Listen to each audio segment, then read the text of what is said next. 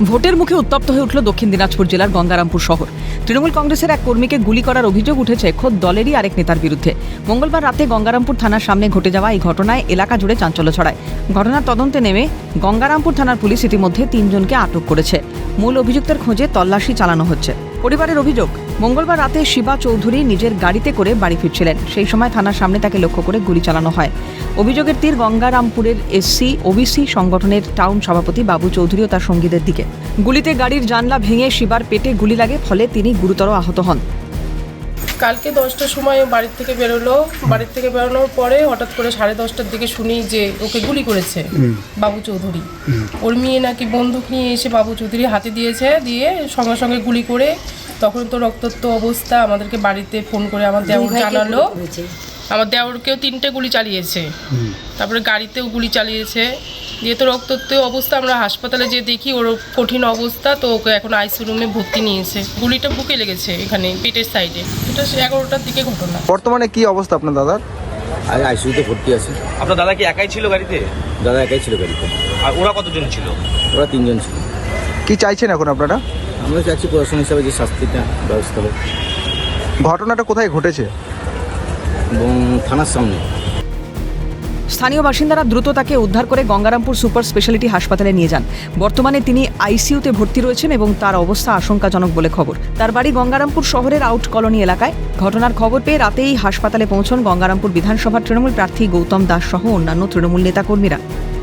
দুজনেই গঙ্গারামপুরের বাসিন্দা। আমি যতদূর জেনেছি লোক মারফত, যাকে গুলি লেগেছে তার নাম শিবা চৌধুরী এবং গুলি শরীরে পার হয়েছে গুলি, এবং যে গুলি চালিয়েছে তার নাম আমি যতদূর শুনেছি বাবু চৌধুরী। সে গুলি চালিয়েছে এবং তার বাড়ির সামনেই ঘটনাটি ঘটেছে।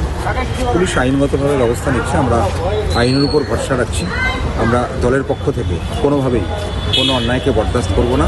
সে কে কোন দল করে সেটা বড় কথা নয়।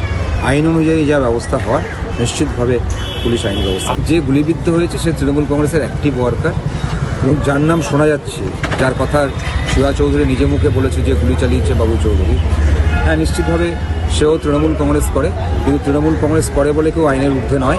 আইন অনুযায়ী যা ব্যবস্থা হওয়ার, কোনোভাবেই দুষ্কৃতি তাণ্ডব আমরা বরদাস্ত করব না, এবং আমি প্রার্থী হিসেবে একেবারেই কোনোভাবেই এটাকে বরদাস্ত করব না। আইন অনুযায়ী যা ব্যবস্থা হওয়ার।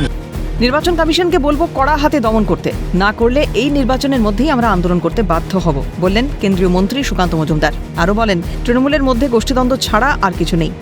আমি যাদের যা খবর পেয়েছি, তৃণমূলের কর্মীর উপরে তৃণমূল কংগ্রেসের কোনো একজন নেতা তিনি গুলি চালিয়েছেন, এবং এটাই বর্তমানে তৃণমূল কংগ্রেসের পরিস্থিতি। আমরা নির্বাচন কমিশনকে বলবো কড়া হাতে বিষয়টি দমন করার জন্য।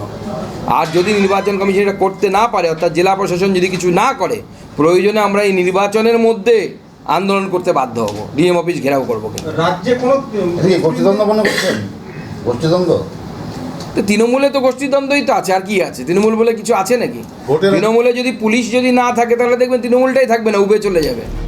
এই ঘটনায় রাজনৈতিক মহলেও চাপানোতো শুরু হয়েছে। বিজেপি প্রার্থী সত্যেন্দ্রনাথ রায় অভিযোগ করেছেন, ভোটের আগে গঙ্গারামপুর শহরকে অশান্ত করতে পরিকল্পিতভাবে এই ধরনের ঘটনা ঘটানো হচ্ছে।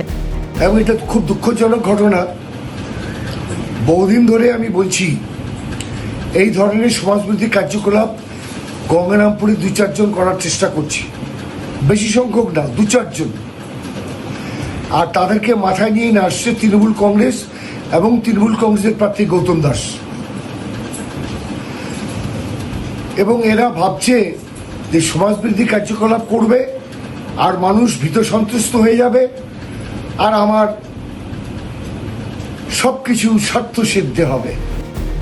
গঙ্গারামপুরের এই ঘটনা গোষ্ঠীদ্বন্দ্ব না ব্যক্তিগত শত্রুতা, কী কারণে ঘটল এই ঘটনা তা খতিয়ে দেখছে পুলিশ। গঙ্গারামপুর থেকে শঙ্কর কুমার রায়ের রিপোর্ট, ক্যালকাটা নিউজ।